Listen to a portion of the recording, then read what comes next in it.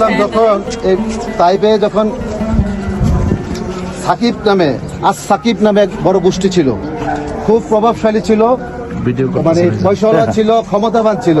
আল্লাহ রাসূল সাল্লাল্লাহু আলাইহি সাল্লাম যখন আবু তালেব খাদিজা রাদিয়াল্লাহু আনহা মারা যাওয়ার পরে তখন ওনার মক্কাতে দিন প্রচার করার জন্য খুব কষ্টসাধ্য হয়ে যায়। শত্রুরা তাকে খুব চারদিকে চাপায় ধরে। তখন উনি বাধ্য হয়ে এই তাইফ নগরে আসে দিনকে প্রচার করার জন্য।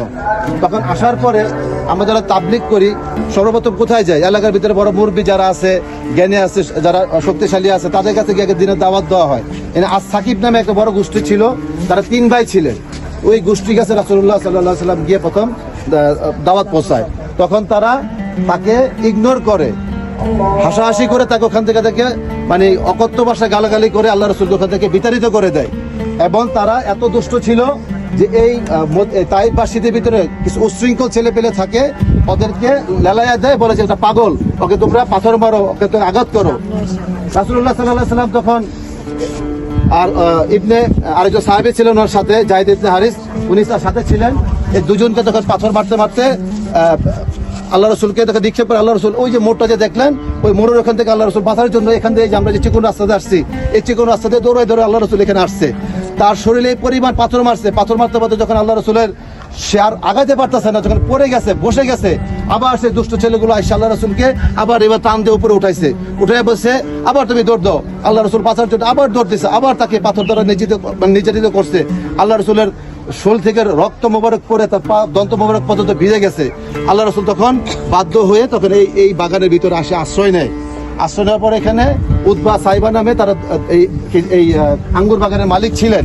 তখন তারা দেখে তাদের খুব মায়া লাগে, আল্লাহর পক্ষ থেকে একটা আসে, তখন ওই দুজনে মায়া লাগার পরে তখন এই যে আত্মাস যে শুনলাম আমরা, আত্মাস ছিলেন একজন খ্রিস্টান ইরাকি, সে ছিল ইউনূস আলাইহিস সালামের বংশধরের। তখন সে ওনাকে দেখে তখন ওই মালিক দুজন বললো, উতবা সাইবা বললো ওনাকে কিছু আঙ্গুর খেতে দাও। আল্লাহ রসুল মানে আঘাতপ্রাপ্ত ছিল, তখন সে এখানে অবস্থান করার পরে যখন তাকে আঙ্গুর দেয়, আল্লাহ রসুল ওই আঙ্গুরটা মুখে নেওয়ার সময় বিসমিল্লাহির রহমানির রহিম খায়। তখন যে উতবা অবাক হয়ে যায়, তুমি কে, তুমি কোথা থেকে আসছো? এখানকার লোকজন তো এই ভাষায় কথা বলে না। তখন আল্লাহ রসুল বলছে, তুমি কে, তোমার পরিচয় দাও। তখন বলছে, আমি উতবা, আমি ইরাক থেকে আসছি, আমি ইউনূস আলাইহিস সালামের গ্রাম থেকে আসছি। তখন ইউনূস আলাইহিস সালাম তো আমার ভাই। আল্লাহ রসুল কি বলছে? ইউনূস আলাইহিস সালাম তো আমার ভাই, উনিও নবী, আমিও নবী। উতবা আলাইহিস সালাম সাথে সাথে কলমা পড়ে মুসলমান হয়ে যায়। সুবহানাল্লাহ। এই সেই বিতাড়িত জায়গা, এখানে আল্লাহ রসুলকে তখন করা হয়। এখান থেকে আল্লাহ রসুল তখন চলে যাওয়ার পরে পাশে যে বুড়ি বাড়ির কথা বলেছে, ওখানে সে অসুস্থ অবস্থায়, ক্লান্ত অবস্থায় ওখানে গিয়ে সে রেস্ট করে। আমরা পরবর্তী ওখানে যাব। এখানকার ইতিহাস হচ্ছে এই। আর এই হচ্ছে আপনার খেজুর বাগান। এই খেজুর বাগানগুলো এখন এগুলো সবই শুকাই গেছে, আপনার আঙ্গুর বাগান নাই। সেই 1400 বছর আগের স্মৃতি এখনো রয়ে গেছে।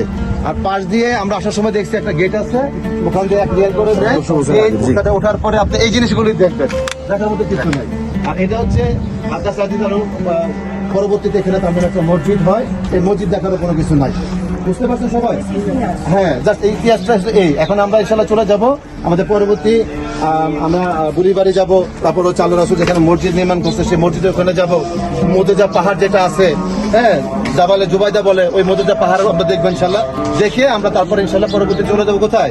আমরা বিকাশ সীমানায় চলে যাবো। ওখান থেকে আমরা ইহরামের নিয়ত করে আমরা মক্কার উদ্দেশ্যে উমরা করে চলে যাবো ইনশাল্লাহ। ঠিক আছে ইনশাল্লাহ।